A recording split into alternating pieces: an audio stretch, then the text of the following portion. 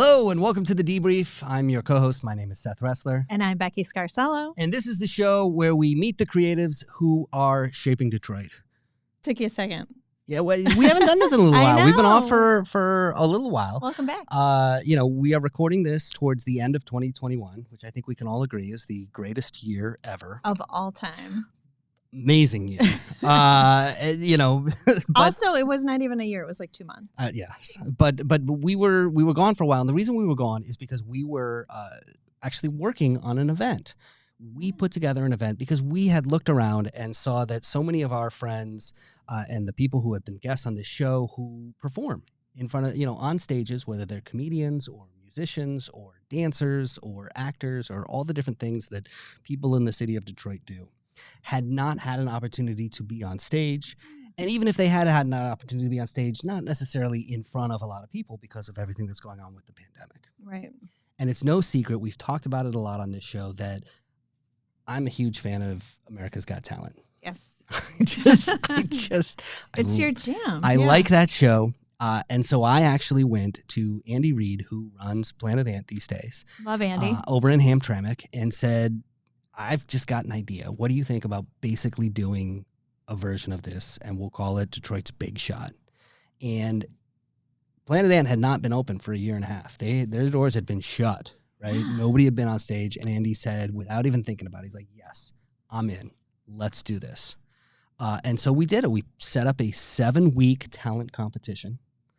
We had all sorts of different artists involved performing. I mean, we had a dude who's like a circus sideshow performer and tried to hammer something in his trap in his time. Right. Yes. We had burlesque dancers. We had burlesque dancers. I'm going to come back to that in a second. We had an impressionist who did like all these different impressions. We had a lot of comedians. We had a lot of singer-songwriters. Yes. I mean, we just had this great cross-section of talent, right? And on top of that, we got these judges. So we decided to go out and get judges who represented different cultural institutions throughout Detroit, whether they were museum curators or chefs or festival organizers or radio hosts, like all sorts of different people. And that's actually, I think, one of the parts that I am most proud of is... Oh, yeah. And everyone said yes, pretty much. Oh, they were so great to volunteer their time to come down and do this. Like, we had a moment where Dr. Abdul El Sayed, who, ran for governor and is one of the most polished, poised, smartest, most thoughtful people that I've ever met, in The Independent, this small comedy club in the back of Planet Ant, critiquing a burlesque dancer. Right. It was awesome. Like, we had a lot of moments like that. And some of my favorite moments were when there were judges who on the spot would say to somebody, I don't care what happens in the rest of this competition. You have a slot in my next festival. It was like some of our best dreams came true. Yeah. Just hooking people up with opportunities to express their creative talent. And it worked. It was awesome. So we did this for 7 weeks. And we went out and we got prizes, and so many great organizations, local organizations donated prizes.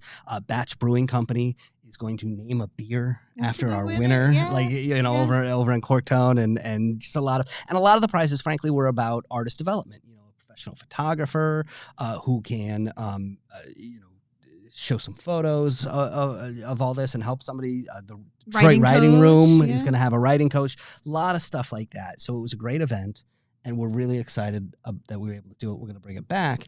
But what we're going to do with today's show is we're going to introduce you to the winner. Mm-hmm. So we want to welcome the 2021 champion of the Detroit's Big Shot Talent Competition, first ever. He is a beatboxer. And if you don't know what that is, you're about to learn. You're going to find out. Want to welcome Stevie Soul. Hey, thank you for having me. Hey, congratulations. Thank you. So, yes. You just killed it. Every round you did. Thank you so much. Amazing. And thank you for giving artists an opportunity to get back on stage after all this time. That's the mission, right? I mean, that was Thanks for applying. We had no idea how it was going to react, and it was a great time. Yeah. So I think, Seth, we got to start at the beginning, right? Mm-hmm. What is beatboxing? Okay. So simply put, beatboxing is just the art of making sounds with your mouth and body. That's really all there is to it. And well, I do that accidentally all the time. It's the art of. I was doing some of that this morning. The art of, not the just accidental. Yeah. So, in my case,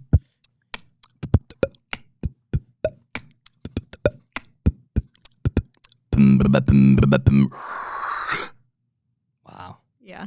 Not everybody can do that. Most people can't do that. So how did you even get into this? How'd you get started? Yeah. So, growing up, I had a stutter. And every time I would try to say words, I would always get caught up on the first letter and could never push the full word out of my mouth. And so all these weird sounds would keep coming out. So I would try to say, like my older brother's name was Billy. So I would try to say his name and I don't get caught up on that B. And I started realizing that these bass sounds were coming out. And at that time, I didn't know what a bass, I didn't say bass sound, but I knew that there was a more polished sound coming out as I attempted to say the word. And it was happening with several different words. And I just kind of started putting those together to create beats and patterns. And weirdly, that helped me understand sentence structure a bit. It just kind of gave me like an internal rhythm. And I just kept working with that. And it just worked out perfect. I mean, as a kid, I was very creative, and I gravitated towards music and sound and art. And so it was just like this perfect tool to help me work through words and work through sentences. And through that, I kind of became obsessed with making sounds and putting them all together.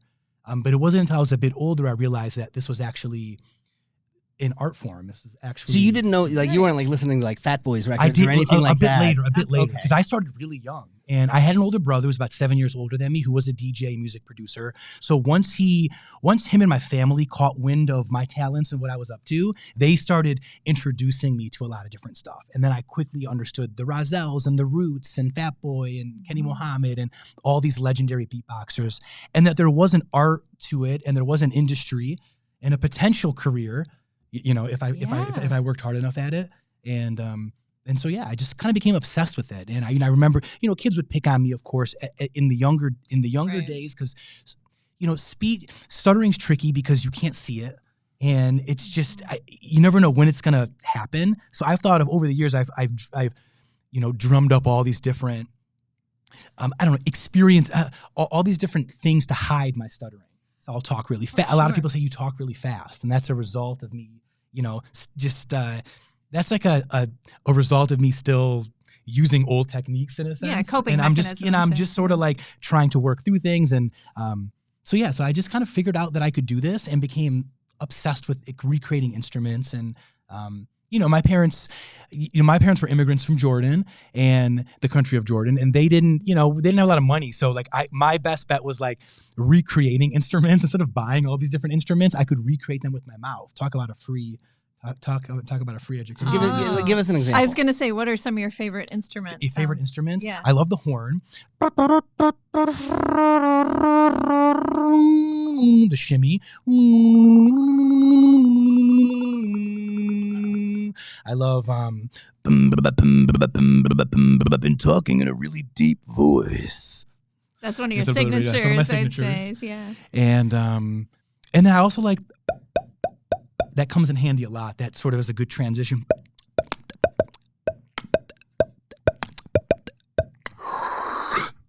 So are there certain instruments that are easier to do, like percussion versus percussion versus like stringed or wind instruments? I would say like just general percussion. Like my home base is always,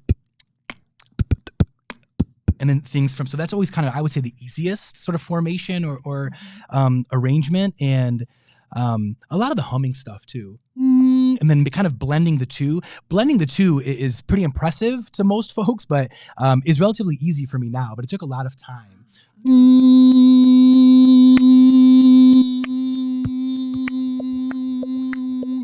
And growing up, there was a beatboxer named Rozelle who did a legendary performance of an Aaliyah cover that was "If Your Mother Only Knew," and he sung and beatboxed at the same time. And it was like a live, I think it was a live recording at a venue, and hearing the reaction of him blending those two things together, hearing how he technically did it was amazing and so impressive to me. But then hearing how the crowd reacted to that was also amazing to me. And then the proof of that was the early days of my career. Everyone asked me if I knew Rozelle, if I knew that piece, or like that was so iconic. I think a lot of people had asked me that. So So Yeah. that's one of the things that Roman. I wondered watching you live was there are these moments where, I get how you can do one instrument, but it looks like you're doing multiple instruments at the same time. And is it because are they using different parts of your mouth, or what is going on? A lot of the core of it is coming from like my stomach, from my diaphragm. So usually before a performance, I'll stretch out and I'll eat right and drink a lot of liquids, and I'll really mentally. It is, especially as I get a bit older, it's more of a physical thing now for me. It's very physical. Wow. So I think I have to be in shape, and I have to like constantly be working at the craft. It's a lot like a stand-up. I do compare what I do a lot to stand-up comedy, where I'll go work a smaller room with new bits and new ideas and see what's working, and then bring that to a bigger performance, or a more legit performance, I guess, if you will. And so, yeah, I'm constantly working through stuff, but I'm just kind of visual. You'll notice I use my hands a lot, and I need that visual to help me stay organized and kind of in pocket and in time. Because I at the core of it, I'm like a drummer, and a lot of musicians depend on me to keep the timing. And so I need my body and hands to just visually be there. Mhm. My foot's tapping and things are happening. Even if it looks like it might be a bit off, it's just, even just the general tapping is like my comfort to know that in my head that my foot's tapping, that's a certain thing. And I'm like assigning a sound to a body part. Right. It's like the ultimate mind-body connection. Yes. Yeah. So what is the hardest or the hardest sounds to do? I would say the deeper stuff. And even now I feel like my mouth's a bit dry, but all of that.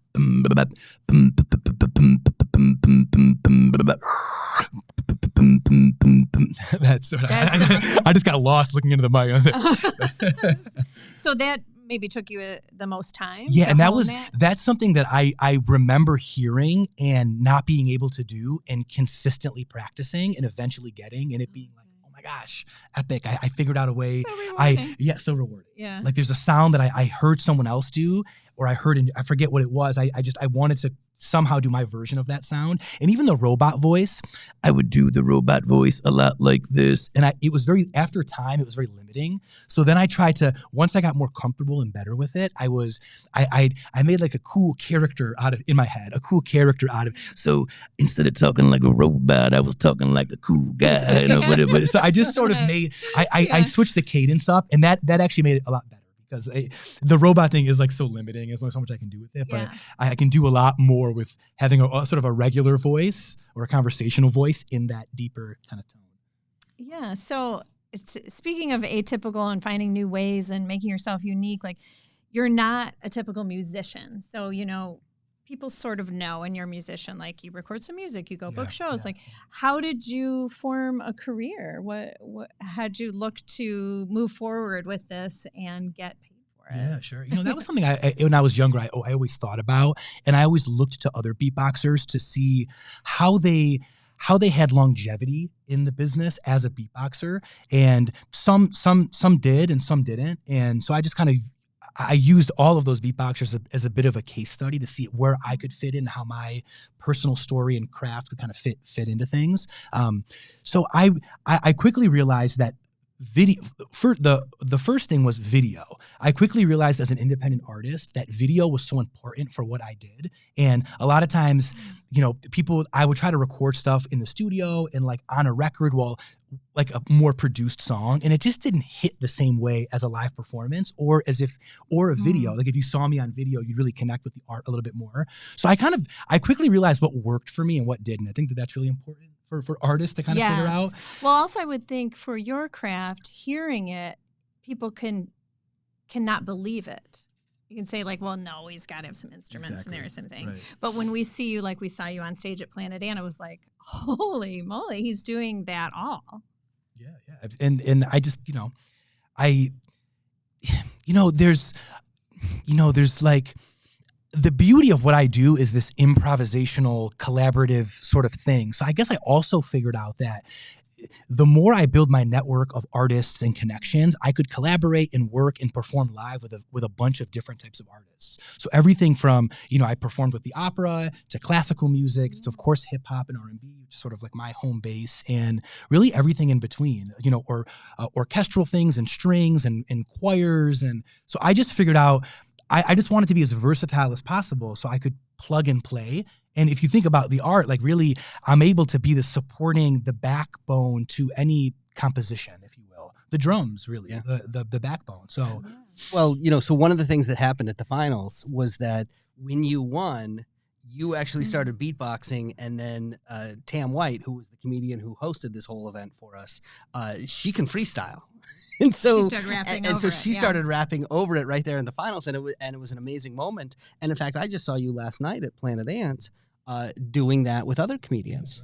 So perfect example. Yeah, I mean that was an improv show, kind of a hip hop meets improv show, hip-prov, and I mean it was I think I was the perfect support, the perfect special guest. Yeah. A lot of times you'll see me in the context of a special guest, and so that's worked for me. And in addition to doing my own content, of course, my own projects, working with other artists and collaborating with other artists and projects has been, I think, the key to my success and just kind of the key to my growth. Sure. I assume you learn from each other and you come up with new ideas together. And who wants to be in it alone? It gives me like a lot of versatility. I mean, I find myself performing in a lot of different venues, in a lot of different spaces, in front of a lot of different audiences, different demographics, different ages. My dad, my dad would always pitch me to people. He'd be like, he could perform in front of anybody 8 to 80. He'd always say that as he was like selling me as like a proud dad. Yeah. And now that I'm a bit older, I'm like, he's absolutely right. That's really good, like, age gap of. The live show, I would imagine, is so important to what you do. And you were talking a little bit about how you've developed some of these interactive bits. I mean, talk about some of the things that you do that feed off the audience when you're in that live show. Totally. I quickly realized that people, even in high school, people wanted me to beatbox songs they knew. I've always wanted to beatbox original music, and I would be doing original things. And it's cool, like any artist, it's cool to sprinkle your originals in between, but a lot of people want to hear the covers. The covers. And which actually lent itself really good for me, because growing up, I would the covers and the TV show theme songs and the famous commercials, all of those things, like those are what really helped me work through it at a younger age, and what I just generally gravitated towards in general. And so it was perfect for me. So everything from Sanford and Son to the Jeopardy theme song to The Simpsons, I mean, you name it. It's generational, and it goes back from film to television to top 40. You're just, everything that I was exposed to that I just gravitated to and loved. It was perfect. So come to find out, everyone wanted to hear the stuff that I did love doing. But also for me, I thought as an artist, I needed to always do original stuff. Like I felt like I'd be a bit of a phony if it was mostly and I had a voice and I wanted to perform a lot of original stuff. But the covers are a fun way to just get people involved and get people guessing and engaging with, back to that generational sort of thing, like everything from Sanford and Son for my father's generation, all the way up to sort of current day stuff, doing like Baby Shark or stuff like that. So when we were at the Hip-Prov last night, you played a little bit of this Name That Tune, and you could clearly tell that whether they were going to get it or not depended on the age. I actually was. That's why I was kind of eyeing up whoever was going to guess, trying to figure out if they knew. And I was way off. I think out of the 6 people, 4 people got them wrong. Right. There was one where you had to switch from Pink Panther to Family Guy, I think. And then they got it. Yeah. So let's talk a little bit about, quarantine. This changed everything. Artists started to have certain output goals. Like, I'm going to record a new song every month. What were your projects during this downtime, I guess? Yeah, it was tough for me because, as we're saying, the core of what I do is live performance, and that, came to a screeching halt. I actually remember the last show I did was in February 2020, and it was the Hamtramck Music Festival. Hamtramck Music Festival, and I was playing with James Link at the Painted Lady. Oh, and I remember driving to that gig and listening to Lester Holt on CNN talk about coronavirus. Yeah. It was overseas at that point, and I remember, and so I just remember that, and I parked and I walked in, and it was a great gig and it was a great show, and then just days later, it just started creeping up. And then before I knew it, I remember a month or 2 going by without performing, and then referencing like, wow, it's been 2 months since I've performed. and then 18 months almost at a certain point. So it was really difficult. This year I set out to do a project that I did in 2016, where I record and post a beatbox video every single day.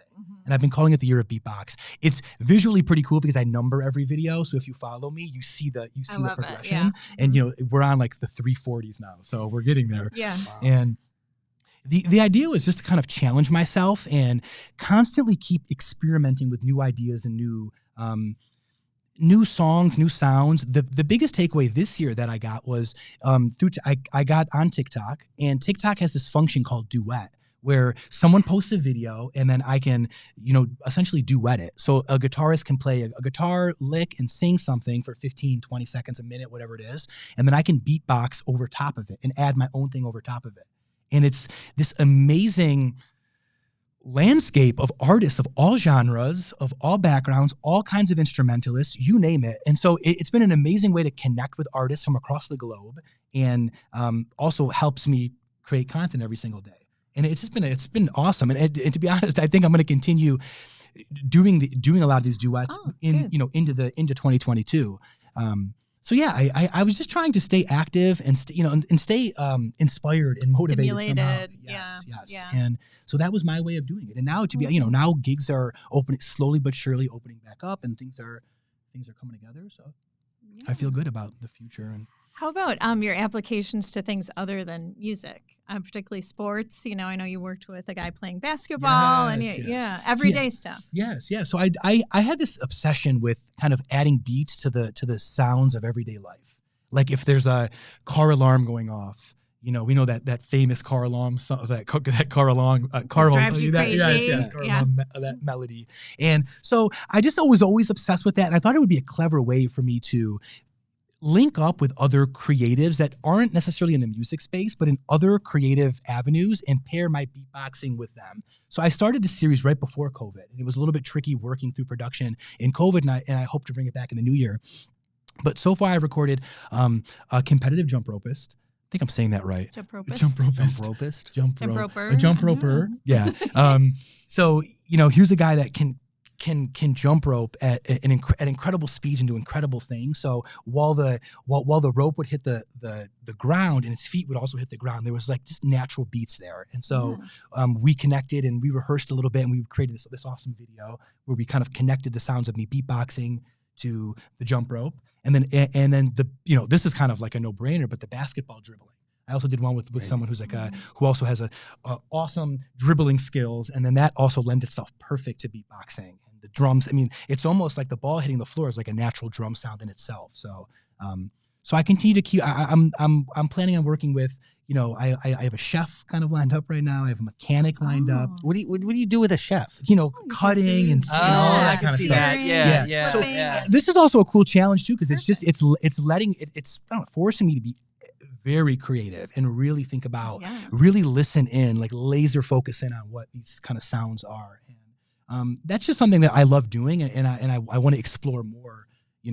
As the into the new year. You know what it reminds me of? Have you ever seen the movie Tap with Gregory Hines? There's a scene, right, where he actually goes out into the street and he's doing exactly what you're talking about, and he's listening to the cars go by and over the manhole, and he hears that, and he kind of reacts to it, and it's very much what you're talking about. Well, I'm gonna see that. Yeah, I love it. Yeah, that'd be good inspiration. Definitely. Yeah, no, I love the multidisciplinary stuff. So, what are your goals coming up? I'm just gonna, I have several performances in the mix, in 2022. So definitely check my website, as I'll be posting things at steviesoul.com. Steviesoul.com. Yeah. And that's kind of the extent of it. I've gotten a lot of attention and, buzz from the Big Shot, and, it's been really awesome. A lot of different connections in the stuttering community, and performances and workshops that I'll be doing in the new year, and speaking engagements and things. So.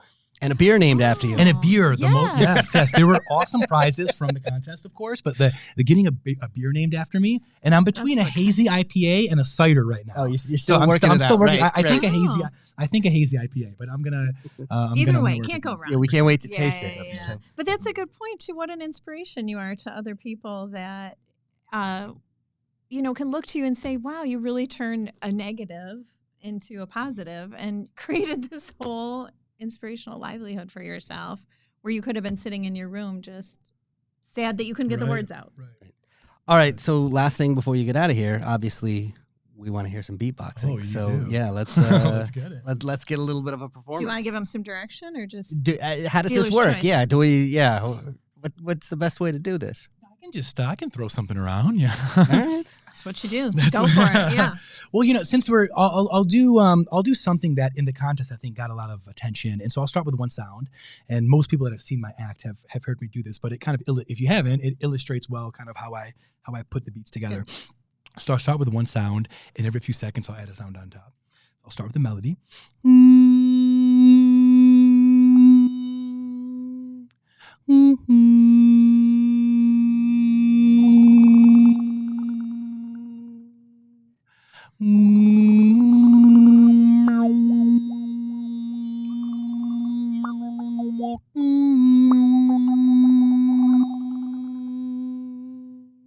Hi-hat. Snare.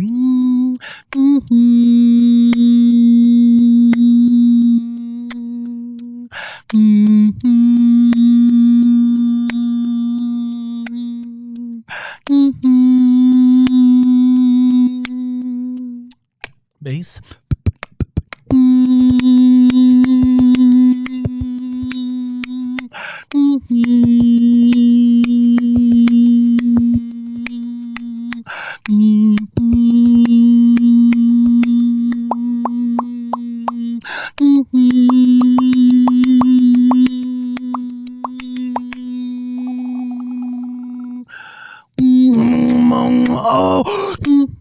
Oh, no.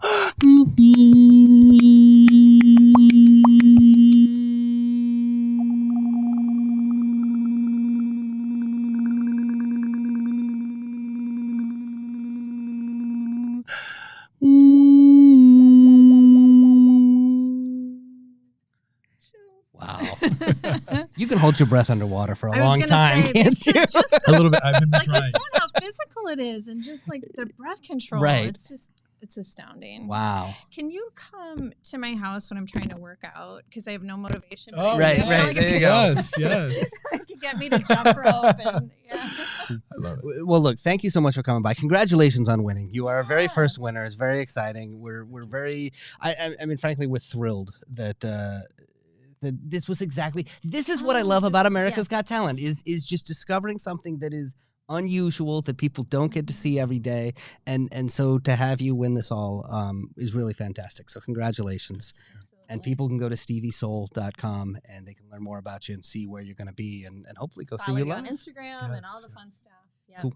Well, thank you for being Thanks here. for having me. So we are going to wrap up for now. This may be our last podcast for a little while, certainly for 2021. So we will let you know what happens, but you can find out everything that's going on with us because we're starting to do cool stuff, networking events for artists and entertainers. And Just building that creative community. yeah, so really just follow us on social media or go to the website, which is thedebriefdetroit.com. Until next time, I'm Seth Ressler. I'm Becky Scarcella. And I got to remember now, the line I believe is Detroit's moving. Keep up.